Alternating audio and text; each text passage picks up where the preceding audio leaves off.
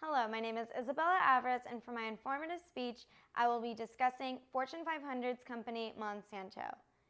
Today, I will discuss their mission statement, purpose, and innovation within farming society. However, as it usually goes, there are two sides to every story. And it does not stop with the innovation of herbicide-resistant seeds and technology. Since 1997, 1 year after the approval of Monsanto's GMO Roundup Ready soybeans, the world's leading chemical biotech seed company admitted to filing 150 lawsuits against America's family farmers. Today, I will be discussing one of those cases, the Monsanto versus Baumann case, which lacked ethical stability along with misconstrued reasoning behind Monsanto's technology agreement for those seeds and the patent that belonged to those seeds.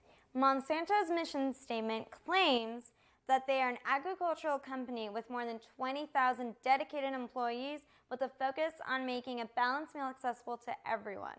They have stated on their website that they work to help farmers produce food in a sustainable way by thinking holistically about how food is grown so farmers have the tools they need to have better harvests. Their product line for Monsanto include genetically modified organisms, seeds, and Roundup, an herbicide. Roundup has been recently linked to cause cancer and infertility. The reason for this assumption is due to key ingredient glyphosate. For more than 30 years, glyphosate has been embraced for its ability to make farming easier by wiping out weeds in corn, soybean, and cotton fields. However, the heavy use of chemicals over several years can cause dangerous problems for plants, animals, and humans alike. Genetically modified crops are modified to be resistant to non-selective herbicides. They claim that these transgenic crops contain genes that enable them to degrade this active ingredient in an herbicide, rendering it harmless to humans and animals. Herbicide-resistant crops facilitate low to no plowing, which can be more sustainable. Thus, farmers can thereby easily control weeds the entire growing season and have more flexibility in choosing when to spray. However, critics claim in some cases the use of herbicide-resistant crops can lead to an increase in herbicide use, promoting the development of herbicide-resistant weeds, just as a human overusing antibiotics can become resistant to those antibiotics. The technology behind Monsanto's products is BioDirect, which uses molecules found in nature for use in topically applied crop protection and other products. And agricultural biologicals, referred to as biopesticides, are typically topical or seed treatment procedures that are manufactured or contain natural materials. Biologicals are used to complement or replace agricultural chemical products. Now for the Baumann versus Monsanto case, which was argued February 19th of 2013 and was decided on May 13th of 2013. This case was not only appealed, but it was able to reach the Supreme Court. And that is extreme because the Supreme Court receives approximately 10,000 petitions for a writ of certiorari each year. However, it only grants 75 to 80 cases annually.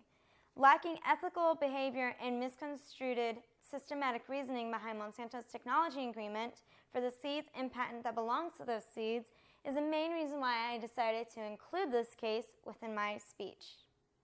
This case specifically demonstrates Monsanto's control over farmers by not allowing them to use the fruits or second-generation seed from the initial first-generation seed that they had purchased before.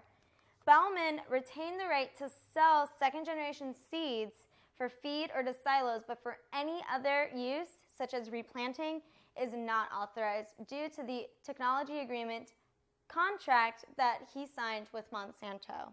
Due to the technology agreement signed by Baumann for Monsanto, it means he needs to now allocate a budget to purchase new seeds for more first-generation seeds in order to replant and reharvest. Instead of allowing them to replant second-generation seeds, the strain and lack of ethical behavior behind this agreement, although legitimate and authorized, leaves me wondering how we can ever go back to the old ways of farming. Genetically modified organisms are not only harmful to the body, but also the earth, with the use of herbicide that goes along with them. And the expenses that follow are very detrimental to farmers all over the world. Not only are there dangers associated with the use of those products, but the monopolistic companies such as Monsanto taking over farmers and the court system can lead to a very horrific path that we do not want to see. Thank you.